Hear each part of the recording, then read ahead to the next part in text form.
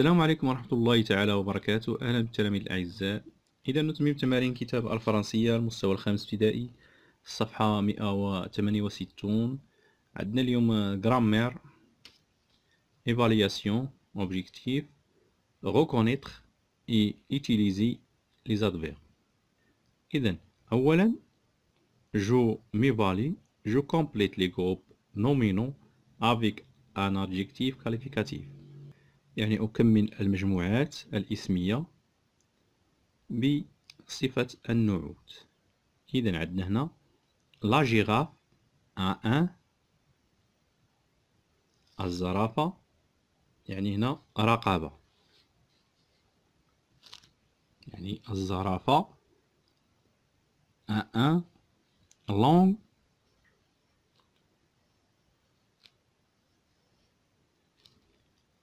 لونغ كو، يعني الزرافة لها رقبة طويلة. دون لو بوكال ان، يعني هنا بواسون ناج ترانكيلمون. إذا نديرو دون لو بوكال ان بوتي بواسون، مادام هنا عندنا ان يعني ماسكيلان غنديرو النعت ماسكيلان، يعني بوتي سون او بواسون بلو، زرقاء ناج ترانكيلمون، يعني تسبح بهدوء. سو كوستيم اي تري، يعني هذا الزي اي تري لارج، يعني واسع، لارج.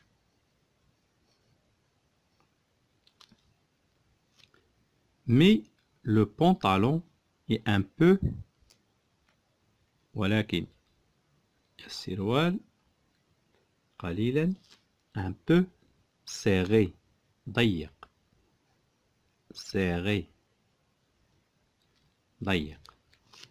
J'ai offert à maman un bouquet de fleurs، يعني أهديت إلى أمي باقة من الورود. نديرو هنا joli et coloré، وملونة. يعني هنايا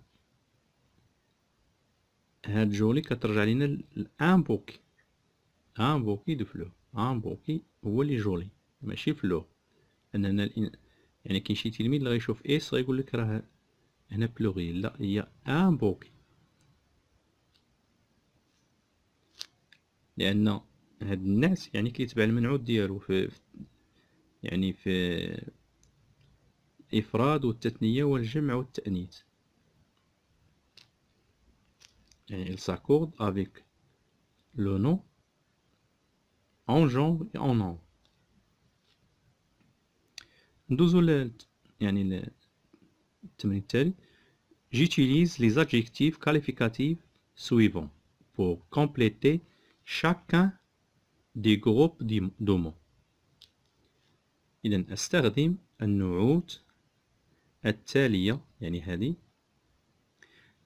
لإكمال كل مجموعة من مجموعة الكلمات. يعني غادي نستعملوا هاد النعوت باش نكملوا هاد الجمل. إذن هنا عندنا ان فيراج، يعني منعطف الطريق. غادي نختاروا شي نعت من هنا، غنديروا دونجورو، ان فيراج دونجورو.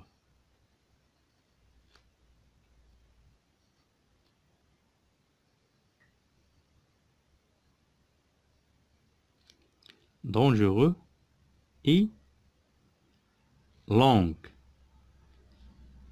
يعني خطير وطويل.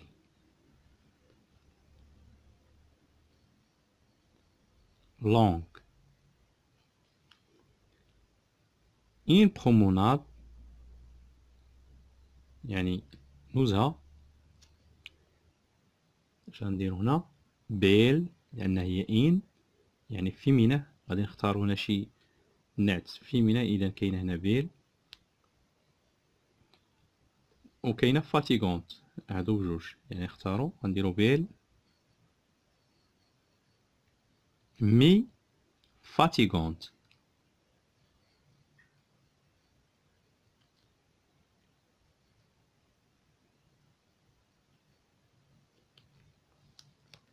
هنا عندنا cheveux نديرو beau de beaux chevaux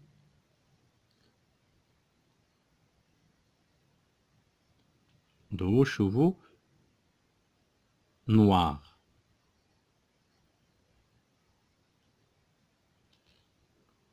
De beaux chevaux noirs. Je complète par l'adverbe qui convient. إذن أكمل النعت أو الظرف المناسب.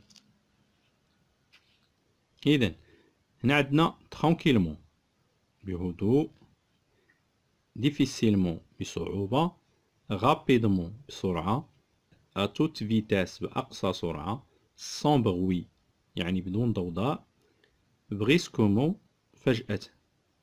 إذن هنا عندنا le braconnier passe sans bruit. Sans bruit.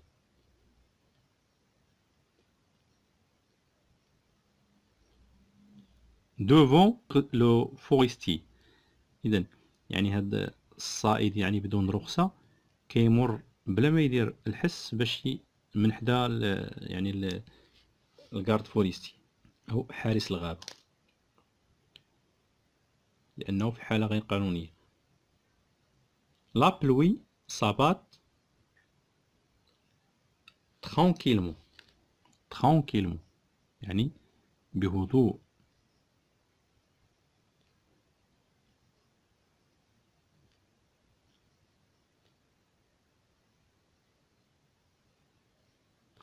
sur les vitres de la fenêtre يعني يتساقط المطر بهدوء على زجاج النوافذ أو النافذة. La voiture roule sur l'autoroute يعني roule à toute vitesse. À toute vitesse.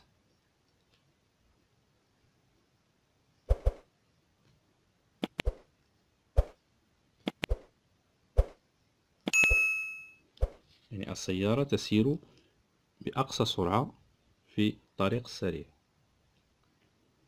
Les vagues s'approchent des rivages.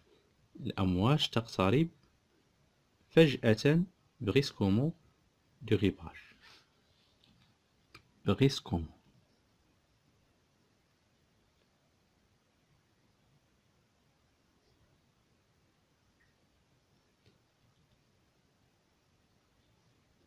Du rivage.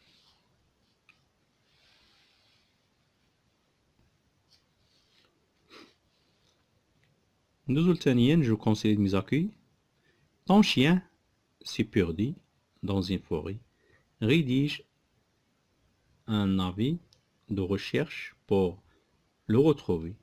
Sois précis le plus possible pour le décrire. Utilise les adjectifs qualificatifs. يعني هنايا كلبك ضل في الغابة.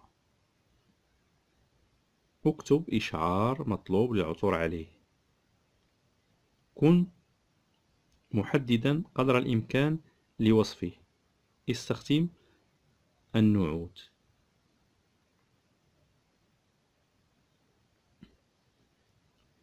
إذن ندير هنا je cherche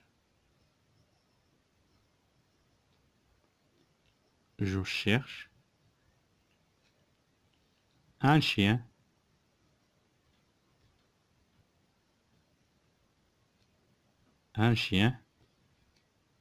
blanc أبيض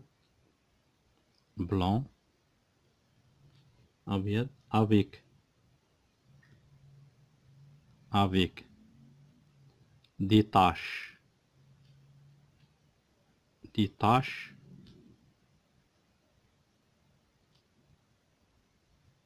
noires يعني به بقع سوداء. إلى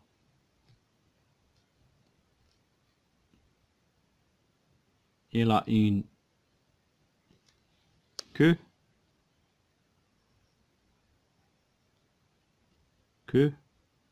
يعني له ديل courte، له une queue courte يعني ديل قصير، courte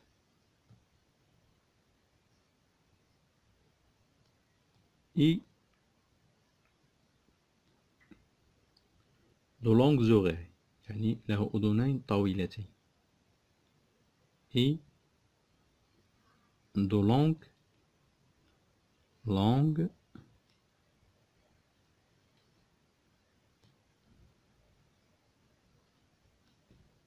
oreilles.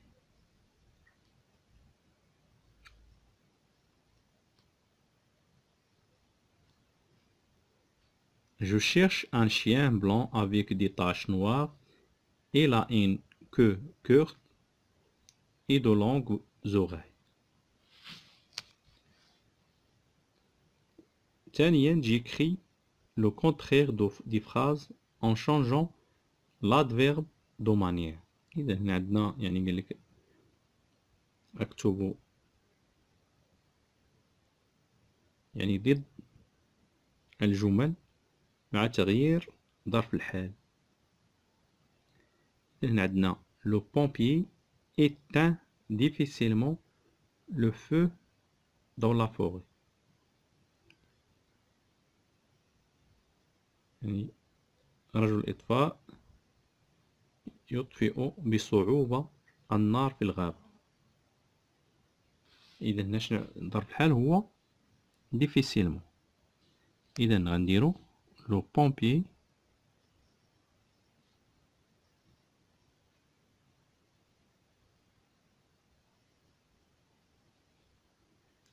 éteint يطفئ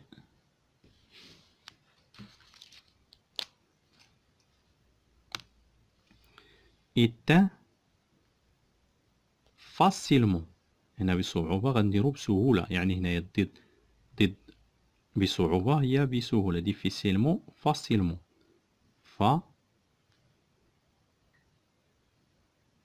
facilement.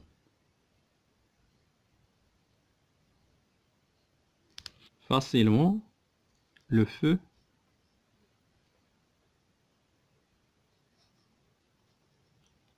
dans la forêt.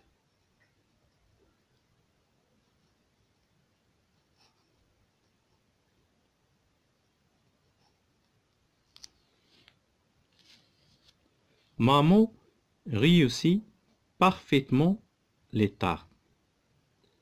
أمي تصنع الفطائر بالشكل المثالي. إذا هنا عندنا يعني الحال هو parfaitement. إذا اش غنديرو maman réussit imparfaitement les tartes. إذا maman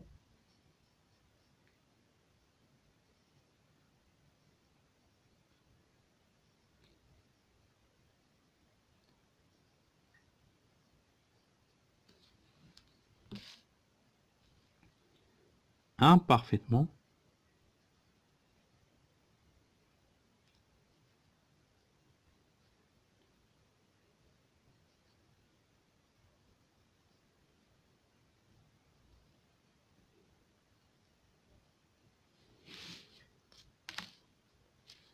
les tartes.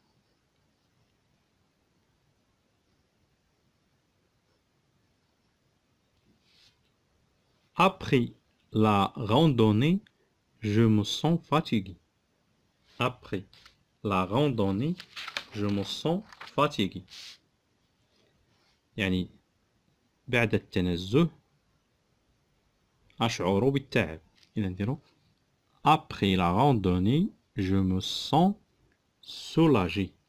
Soulagé, fatigué, le contraire ديالها هو soulagé. إذا après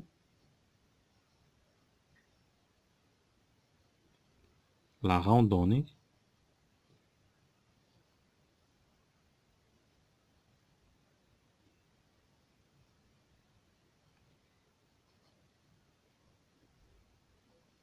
يعني أشعر je me sens soulagé.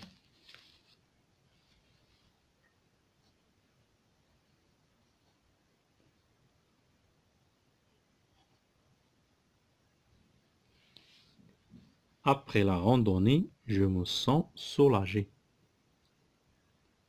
إذا هادشي اللي كاين في الصفحة 168. إن شاء الله نتلاقاو في صفحة قادمة بحول الله، والسلام عليكم.